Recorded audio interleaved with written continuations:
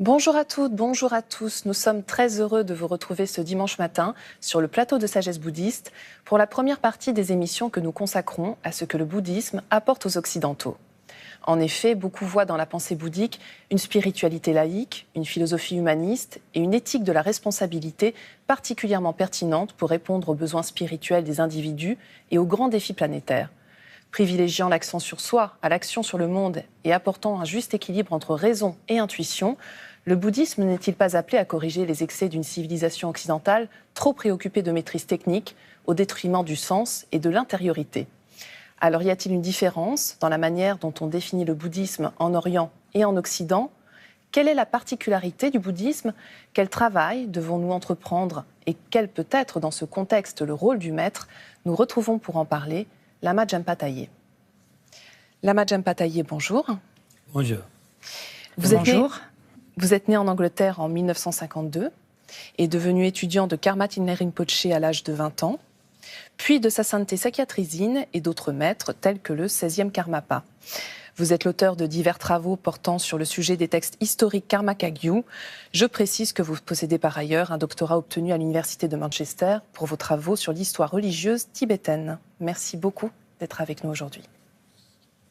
Alors justement, pour que l'on fasse mieux connaissance, est-ce que vous pouvez nous raconter votre parcours et la manière dont vous-même vous avez découvert le bouddhisme ? Quand j'étais enfant, j'aimais beaucoup lire des livres de littérature de voyage. C'était au début des années 60, j'ai donc lu des livres à propos du Tibet. Et c'est seulement au milieu des années 60 que j'ai lu la littérature à propos du bouddhisme, notamment par l'exploratrice Alexandra David-Néel. Donc ça a été la littérature qui m'a introduit au bouddhisme en premier lieu. Ensuite, je pouvais m'identifier intellectuellement au bouddhisme et la période hippie est arrivée à ce moment-là et donc j'étais pris par ce mouvement. Et donc c'est seulement en 71 et 72 que j'ai vraiment décidé d'embrasser ce chemin de façon sérieuse. Je sentais que la façon dont je voulais vivre ma vie et les valeurs que je voulais chérir, en fait, il y avait à ce moment-là déjà des enseignants tibétains en Occident. Et j'ai d'abord, en 73, rencontré Karma Thinley Rinpoché, comme vous avez mentionné. Et ensuite, j'ai rencontré sa sainteté Sakyatrizine et d'autres maîtres. Alors justement, revenons sur les différentes étapes de l'introduction du bouddhisme en Occident. Quelles sont-elles ? En fait, ce n'est pas aussi récent qu'on peut le faire croire. Je dirais même que c'est au début du 19e siècle, quand les premières traductions ont commencé à apparaître en allemand, en anglais et en français. Je ne dis pas que ces personnes étaient des pratiquants sérieux du bouddhisme, mais par contre, ils étaient des sympathisants. Il y avait des philosophes comme Schopenhauer, par exemple, ou les transcendantales américains. Donc, il y a eu des immigrants qui ont commencé à venir, des Chinois, aux États-Unis dans un premier temps, et aussi des Sri Lankais, des Thaïs. Ils sont venus en Europe, et donc même avant que nous-mêmes, les Occidentaux, avons souhaité pratiquer pour nous-mêmes le bouddhisme, ils ont apporté cette culture. Mais vraiment, c'était dans les années 60 que tout cela a vraiment explosé et que les Occidentaux ont commencé à se dire qu'ils pouvaient eux-mêmes pratiquer cette religion et cette philosophie et qu'elle leur offrait ce dont ils avaient besoin dans la vie. Et donc c'est comme ça qu'il y a eu cette première vague d'expansion du bouddhisme en Occident. Alors, avant que l'on revienne justement sur ces différents apports du bouddhisme en Occident, est-ce que, selon vous, on définit le bouddhisme de manière différente, que ce soit en Orient ou en Occident aujourd'hui encore ? Je pense de façon très profonde, oui, parce que le bouddhisme est à propos de l'esprit et de comment on découvre la nature de l'esprit. Et fondamentalement, ce n'est pas différent en Occident et en Orient. Mais le bouddhisme est assez nouveau en Occident et donc notre approche est assez superficielle. Et donc il faut tout d'abord l'intégrer à notre propre mode de vie, à notre propre culture. Alors, bien sûr, certains Asiatiques peuvent penser qu'on a vraiment, en Occident, que nous n'avons pas encore vraiment compris. Mais avec de la discipline et de l'étude, nous pouvons tout à fait y arriver et les différences vont s'amenuiser au fur et à mesure. Alors justement, vous dites que l'une des principales caractéristiques du bouddhisme est la transformation de l'être. C'est vraiment le plus important. Qu'est-ce que vous entendez par là ? Lorsque vous commencez à vous transformer vous-même, vous commencez à transformer le monde autour de vous. Et c'est une compréhension fondamentale dans le bouddhisme. Néanmoins, le bouddhisme dit que tout changement positif doit commencer au sein du cœur de l'individu, parce que c'est ça qui va permettre de résoudre tous les problèmes. Si un cœur ou un esprit est perturbé par la colère, l'avarice, cela va venir créer des perturbations. Alors vous évoquiez tout à l'heure un travail à entreprendre pour tenter d'approcher ce bouddhisme authentique. Vous évoquez notamment trois aspects de cet entraînement, que sont l'éthique, la méditation et la sagesse. Est-ce que l'on peut revenir sur chacun de ces trois aspects ? Tout d'abord, le Bouddha lui-même a dit que tous ses enseignements sont en lien avec ces trois entraînements. En fait, chacun, ils ne sont pas séparés, mais chacun nourrit l'autre. Il commence avec l'éthique parce que si nous n'avons pas accompli cette rencontre avec ce que nous sommes et si nous n'avons pas dissipé les voiles des émotions perturbatrices et de l'illusion, eh bien alors nous restons emprisonnés dans notre façon de voir la vie. Et c'est ce que fait l'éthique. Donc nous sommes pour la plupart conditionnés par nos habitudes d'avarice, d'orgueil. Et donc nous sommes emprisonnés dans notre propre monde. Et donc l'éthique nous permet en fait de sortir de cela, parce que l'éthique c'est la base du respect des autres. Et donc la question est, si j'étais à la place de l'autre, comment me sentirais-je ? Et une fois que nous avons cela, eh bien, la façon dont nous nous relationnons au monde aura déjà commencé à changer. Il y aura quelque chose de beaucoup plus ouvert, spacieux, bon.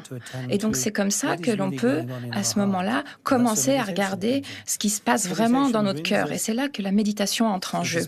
La méditation nous amène dans ce que signifie être en vie dans ce moment particulier, ici et maintenant. Comment je me relationne au monde? Comment est-ce que je dénoue les nœuds de tension dans ma façon d'expérimenter les autres, les situations, tout ce que la vie m'apporte? Et une fois que nous commençons à nous détendre de cette façon, de laisser aller de nos jugements, eh bien alors nous pouvons commencer pour la première fois de voir clairement. Nous pouvons voir clairement ce qu'est la véritable nature de ce monde. Qu'est-ce qu'est la véritable réalité de moi-même, de mon esprit? Quelle est la source de la souffrance? Et donc nous pouvons commencer à trouver les réponses à ces questions. Et c'est alors le début du chemin de la sagesse. Et c'est comme ça que cette stabilité et ce calme que la méditation génère nous permettent de transformer notre comportement. Donc en fait, l'éthique nourrit la méditation qui nourrit la sagesse. Mais ça marche également à l'inverse. Et on peut regarder quel effet, en partant de la sagesse, quel effet est-ce que j'ai sur les autres, quel effet est-ce que j'ai sur le monde. Donc il y a une vraie relation entre l'éthique, la méditation et la sagesse. Alors, au-delà de cette interdépendance, on se dit aussi qu'effectivement, le bouddhisme, c'est une démarche scientifique. C'est ce que vous expliquez très bien, d'ailleurs, dans votre dernier livre. Ce n'est pas une foi aveugle. Yes. Exactement. Je ne sais pas si le mot scientifique s'applique. Je préfère le mot est un chemin raisonnable, raisonné. C'est-à-dire que le bouddhisme nous aide à trouver la vérité, à découvrir la réalité du monde. Qu'est-ce que cette réalité du monde? Et c'est en analysant que nous pouvons la rencontrer. Nous ne pouvons pas simplement accepter les opinions de quelqu'un d'autre. Même le Bouddha lui-même a été très clair clair à ce sujet. Il a dit à ses disciples, ne vous en remettez pas simplement à ce que je dis. Il vous faut tester, remettre en question cet enseignement avec votre propre expérience. Et c'est ensuite, par le biais de votre propre expérience, que vous validerez l'enseignement. Donc, le bouddhisme est une spiritualité qui est combinée avec une certaine rationalité, afin de s'éveiller de l'ignorance teintée de toutes les différentes émotions perturbatrices. Et si nous ne voyons pas cela, évidemment, nous prenons la voie de la foi aveugle, alors que le bouddhisme nous invite à analyser et à aller au-delà de cette ignorance et de cette illusion. Quelle a été votre expérience à vous avec vos maîtres? Quelle relation vous avez eue avec eux? Qu'est-ce qu'ils vous ont transmis de plus essentiel selon vous?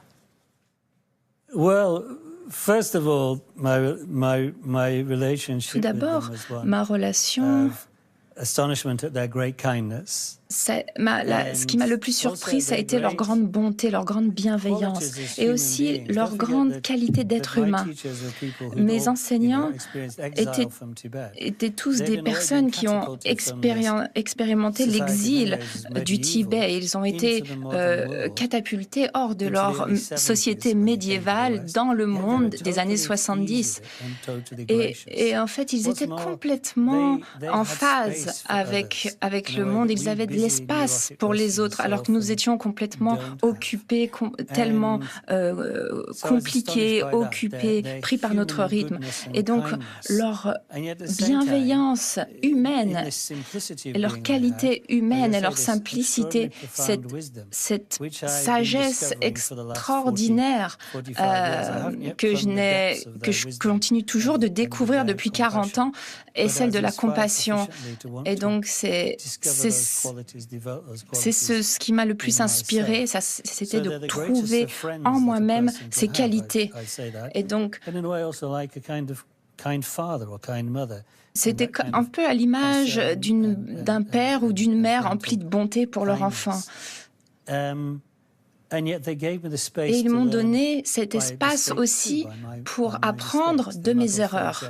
Ils n'étaient pas autoritaires, ils ne m'ont jamais forcé à faire une chose ou l'autre. Et Karma Rinpoche, quand je l'ai rencontré en 1973, j'étais tellement enthousiaste. Je pensais que j'allais sûrement devenir un moine. Et donc j'avais une amie avec moi et il m'a dit « Mais tu n'as pas à devenir un moine », alors que lui-même était moine. Et il m'a dit « Non, tu dois juste pratiquer le dharma ». Donc c'est cette sagesse et cette bienveillance extraordinaire qu'il manifestait.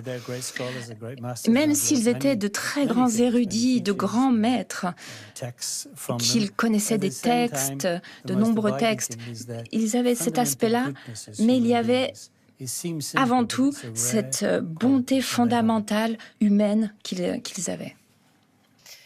Merci beaucoup, Lama Jampa Taye, pour ces explications passionnantes. Merci. Avant de nous quitter, voici quelques livres que nous vous proposons, avec tout d'abord 2 ouvrages de notre invité. Sagesse en exil, chez Rapsal Éditions. Celui-ci explore la place qui existe pour le bouddhisme dans la culture contemporaine, décrit les caractéristiques distinctives de la pensée et de la pratique bouddhiste, et présente l'entraînement à la méditation et à la compassion qui est le cœur de la voie bouddhiste. Ainsi, Condé de clarté, les étapes de la voie dans la tradition Sakya. Et enfin, de Jean-Pierre Schnetzler, le bouddhisme expliqué aux Occidentaux, simple vérité pour une pratique au quotidien, chez Dervy. C'est la fin de notre émission. Vous pouvez la revoir pendant toute une semaine sur le site internet de France TV. Merci à tous de votre fidélité. Je vous souhaite un très, très beau dimanche.